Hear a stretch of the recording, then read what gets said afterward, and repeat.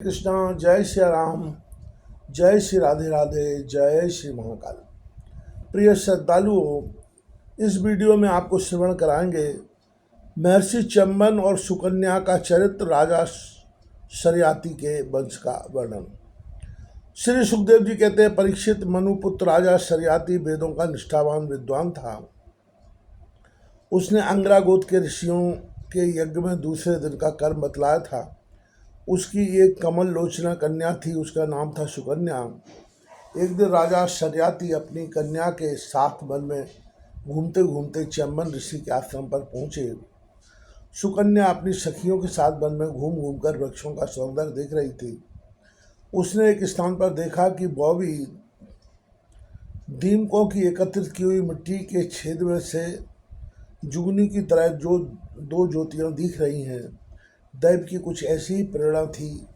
सुकन्या ने बाल सुलभ चपलता से एक कांटे के द्वारा उन ज्योतियों को बेच दिया, जिससे उनमें से बहुत सा खून बहन चला।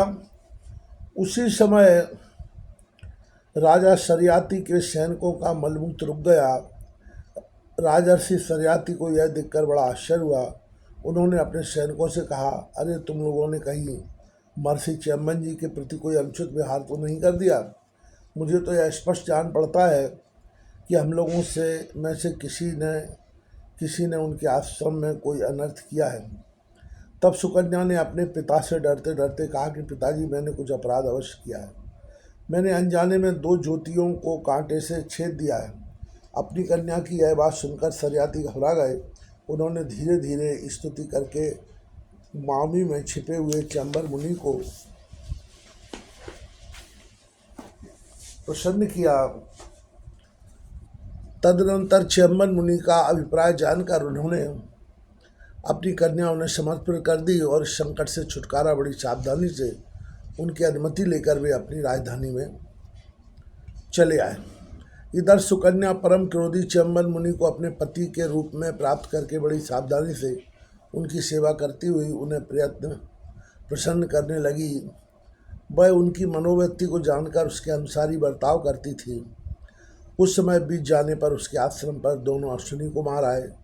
चंबन मुनि ने उनका यथोचित सत्कार किया और कहा कि आप दोनों समर्थ हैं, इसलिए मुझे युवा अवस्था प्रदान कीजिए। मेरा रूप एवं अवस्था ऐसी कर दीजिए जिससे युवती स्त्रियां चाहती हैं। मैं जानता हूं कि आप लोग सोमपान के अधिकारी नहीं हैं, फिर भी मैं आपको यज्ञ में सोम रस का भाग दूंगा। वैद शिरोमणि अश्विनी कुमारों ने महर्षि चंबन का अभिनंदन करके कहा, ठीक है, और उसके बाद उनसे कहा कि यह सिद्धों के द्वारा बनाया हुआ कुंड है, आप इसमें स्नान कीजिए। चंबन मुनि के शरीर को बुढ़ापे ने घेर रखा था। सब और नसें दिख रही थीं। झुर्रियाँ पड़ जाने एवं बाल पक जाने के कारण वे देखने में बहुत भद्दे लगते थे। अश्विनी कुमारों ने उन्हें अपने साथ लेकर कुंड में प्रवेश किया। उसी समय कुंड से 3 पुष्प पुरुष बाहर निकले।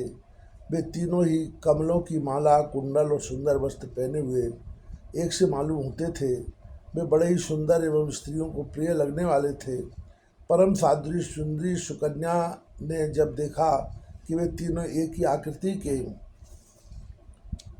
तथा सूर्य के समान तेजस्वी हैं, तब अपने पति को ना पहचान कर उसने अश्विनी कुमारों की शरण ली। उनके पातिव्रत से अश्विनी कुमार बहुत संतुष्ट हुए। उन्होंने उसके पति को बतला दिया और फिर चंबन मुनि ने आज्ञा लेकर विमान के द्वारा भी स्वर्ग को चले गए। कुछ समय के बाद जब यज्ञ करने की इच्छा के द्वारा राजा शर्याती चंबन मुनि के आश्रम पर आए, वहाँ उन्होंने देखा कि उनकी कन्या सुकन्या के पास एक सूर्य के समान तेजस्वी पुरुष बैठा हुआ है। सुकन्या ने उनके चरणों की वंदना की। शर्याती ने उसे आशीर्वाद नहीं दिया और कुछ अप्रसन्न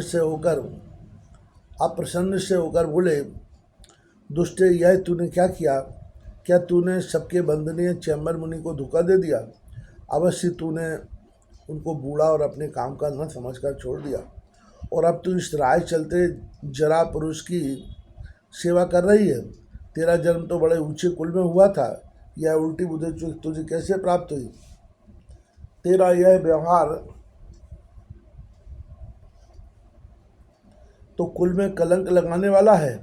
अरे राम राम, तू निर्लज्ज होकर जिस पुरुष की सेवा कर रही है और जिस प्रकार अपने पिता और पति दोनों के वंश को घोर नरक में ले जा रही है, राजा सरियाती के इस प्रकार कहने पर पवित्र मुस्कान वाली सुकन्या ने मुस्कुराकर कहा, पिताजी, आपके जामाता स्वयं भृगुनंदन महर्षि चैम्बनी हैं।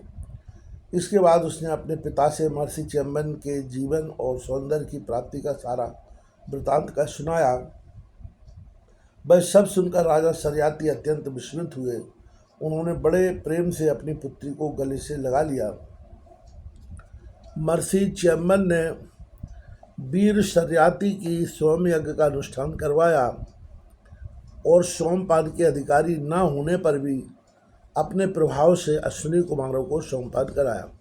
इंद्र बहुत जल्दी क्रोध कर बैठते हैं, इसलिए उनसे यह सहा न गया। उन्होंने चिढ़कर सरियाती को मारने के लिए वज्र उठाया। महर्षि चैम्बन ने वज्र के साथ उनके हाथ को वहीं स्तंभित कर दिया। तब सब देवताओं ने अश्विनी कुमारों को सोम का भाग देना स्वीकार कर लिया।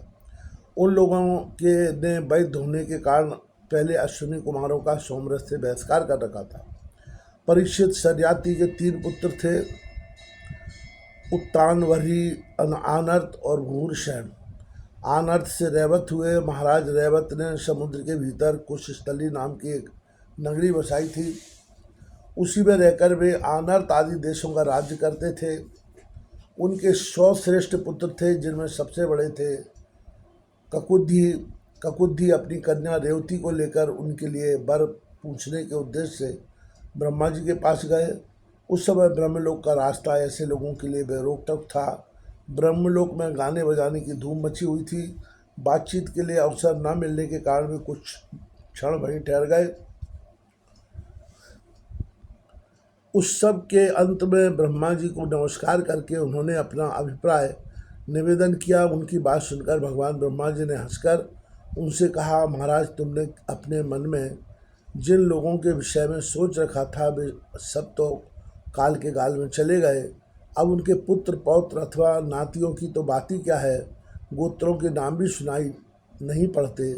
इस बीच में 27 चतुर्युगी का समय बीत चुका है, इसलिए तुम जाओ। इस समय भगवान नारायण के अंश अवतार महाबली बलदेव जी पृथ्वी पर विद्वान हैं। राजन, उन्हीं नर रत्न को यह कन्या रत्न तुम समर्पित कर दो, जिनके नाम लीला आदि का श्रवण कीर्तन बड़ा ही पवित्र है। वे ही प्राणियों के जीवन सर्वस्व भगवान पृथ्वी का भार उतारने के लिए अपने अंश से अवतीर्ण हुए हैं। राजा ककुद्धि ने ब्रह्मा जी का यह आदेश प्राप्त करके उनके चरणों की वंदना की और अपने नगर में चले आए। उनके वंशजों ने यक्षों के भय से वह नगरी छोड़ दी थी और जहाँ तहाँ यूँ ही निवास कर रहे थे। राजा ककुद्धि ने अपनी सर्वांग सुंदरी पुत्री परम बलशाली बलराम को सौंप दी और स्वयं तपस्या करने के लिए भगवान नर नारायण के आश्रम बद्रीवन की ओर चल दिए।